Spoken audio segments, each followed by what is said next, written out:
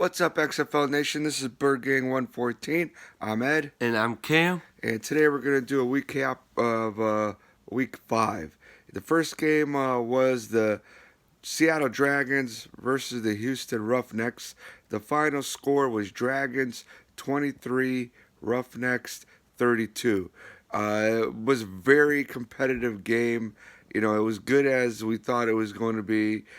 For the Dragons, B.J. Daniels was definitely the correct move as putting him in as the starter. He's a very mobile quarterback. He ran in for a couple of TDs. He was moving the ball around. It was getting Austin Prohl, I think, had a 2-point conversion. The very good defense like usual. Steven Johnson showed up. He was making plays. Jaquez Smith had a fumble recovery that he stripped, and I believe he brought that in for a touchdown. Then Trey Williams had a nice TD from a pass. They were just a much better offense. Defense is always good with them. But the Houston Roughnecks, they started out a little rough there with P.J. Walker. He had a couple of picks. You know, I'm sure it's not how he wanted to start the game. Cam Phillips started out a little bit slow, but once he got going, he had a couple of TDs. They also had their defense showed up with Gabe Wright. He had a sack and a strip. Nick Holly had a beautiful touchdown pass where he made a juke. He also had a 2-point conversion. James Butler ran in for 2 TDs. They were just, once they got it going, they were moving the ball. And like I said, defense made some plays. A guy who stepped up in place of Coates was Sam Mobley. He made a lot of nice plays. You could just tell that Houston is definitely the best team in the league. What do you think, Cameron? No, I agree with you. I think Houston is, so far as you could tell, they're the best team in the league. But I felt like the Dragons did a lot better. In this game, I felt like they played a good game against Houston. They almost beat them. They were tied at halftime, 14-14. I was like, oh, Dragons got a chance to beat them. I actually thought they were going to beat them. Like, they were testing the Houston to make them have to run. They couldn't do that good in the past, like you were saying, the 2 picks with J. Walker's earlier. But once Houston figured out how to pass and give it to Cam Phillips and got all those 2 touchdowns and all that, it was great, you know? The only thing that was kind of at the end, the controversy with the 2 extra seconds or 3 seconds on the clock. That could always change that. Even though it's 9 points, that's still 1 possession game. That is a 1 possession game. A touchdown, 3 points. That is like, what, halfway you would have got it? It's only 20. It was only 22 yards. Not even half. Yeah, that's the only part that was kind of bad. But the XFL owned up to it and said they made a mistake, which was good that they came out and said it. And hopefully that never happens again. The next game was the New York Guardians versus the Dallas Renegades. I'll let Cam start. New York have won this game 30-12. And Luis Perez started for New York Guardians, and I am happy with the move. He played good, I thought, good enough to get the win. So I thought Luis Perez did great. Mikel McKay, he had a job, he makes it up. So he's a little inconsistent with his catching because he looks upfield first. If he could just look to the catch, I think he's gonna do good. But he had that one crazy catch though later on. What else there? They had a Wildcat slash the running quarterback, Marquise Williams, got a TD off of that in the red zone. That wasn't that bad play. I kind of liked it. And I like Darius Victor as the running back. I like him a lot. But I saw this new running back I kind of liked in New York. Justin Stockton. I thought he was doing pretty good as well. So I think New York could do a little bit of a 2 running back set. What do you think about that? Should New York do like a 2 running back set? Yeah, I mean, I definitely like him better than Cook, that's for sure.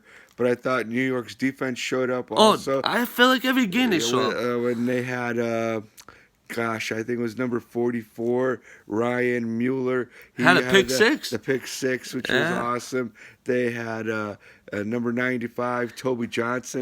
D-line got a pick? I know. They were. Wow. Then I believe 22 made some breakups and stuff. So I think New York played a hell of a game.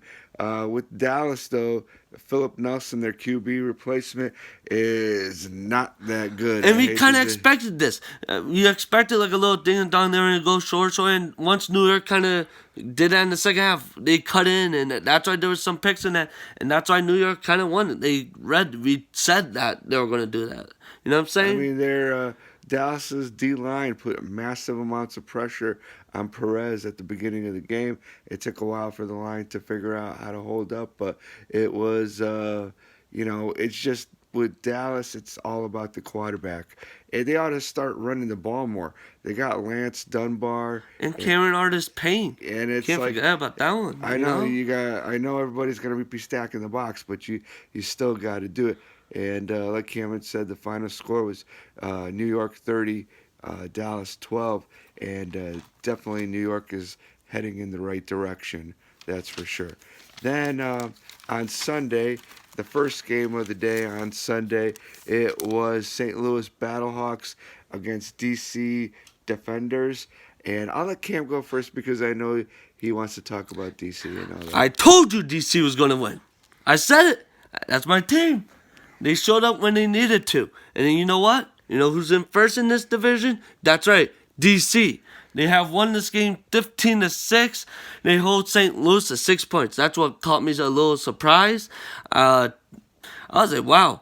After getting blown up by 39 against LA and 25 against Tampa, they hold them to 6. And that's like, for me, like a second best offense. To me, it was like like, wow. St. Louis never showed up.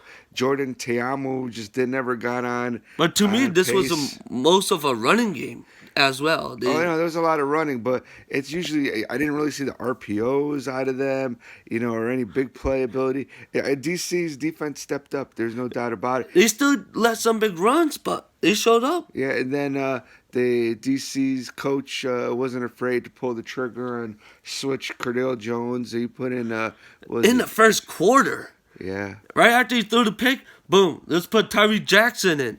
And they ran the ball all the way to the end of the end zone and then throw an end. Yeah, he didn't have that many passing yards, but he did what he had to do. He had some rushing yards. And then if it wasn't for flags, he would have had another throwing TD, but they called it back.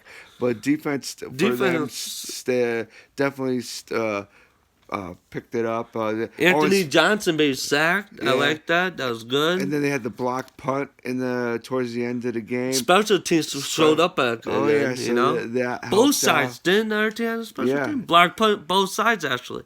So that was actually interesting. And then the big thing was they stopped St. Louis from scoring on a 4th and 1 near the goal line, and then again in the fourth quarter at the end of the game, they stopped them on 4th and 1. So, I mean, the defense came to play for sure. But like I said, Anthony Johnson, he made some big plays for sure. Then the score of that game... It was like 15-6, I think, right? 15-6, yes. And then the final game was the Sunday night game, the primetime game. And I thought this was going to be the game of the week, and it showed up to be. Yep, the Tampa Bay Vipers versus the LA Wildcats. The LA won 41-34, but they had to come back from being down 17-zip. First play of the game, Josh Johnson throws a pick, which was not a good way to start the game, but he had a lot of guys step up, being that Spruce was out. Smallwood made big plays. Trey was hurt, and he still made some plays. I believe he had a touchdown also, if I'm not mistaken. And then he had the tight end. Unfortunately, they got hurt. Number 82 there. Yeah, a couple big plays. He was starting to become something, and boom, injured. I think it was, doesn't look good either. Yeah, I think it was Brandon Barn. He's the one that got hurt, but he was making plays. And then you got he showed us some flashes a week or two ago. But Saeed Blacknell, he made some big plays. So he had guys step up, and Carter, like usual, came through. And their defense made some plays too. So with the fumble, and they came to play. What do you think, Cameron? I thought Trey McBride was something out there. Like he was injured, right? He was injured, and he was still making plays. He was still making plays to help this team. Smallwood had a couple of good catches. He took some hits, and the guy always gets hit, but he was always there to make the play, though. But the Vipers had it But rolling. the Vipers, I was going to say, they had it great in the beginning. They got it going, and then just slowly kind of felt like the running game was going away. And just that's when LA came over and took the lead, and then they almost won this game coming back. But unfortunately, Cornelius threw a pick, and then that was just a little bit earlier to the receiver. Like, he threw the ball before he turned, unfortunately. So I thought Vipers could have made this to overtime. Yeah, it was close. Tolliver, I thought, made some huge plays. Reese Horn. I was going to say Reese Horn was probably one of the big guys. He made some huge plays. So there was a lot of stepping up. It's just that they just couldn't hang on. No, they were both sides got their moments of when they were doing good. They and had then, their shot at the end. It's just they didn't unfortunate in the end. Yeah, but it was another great week of football.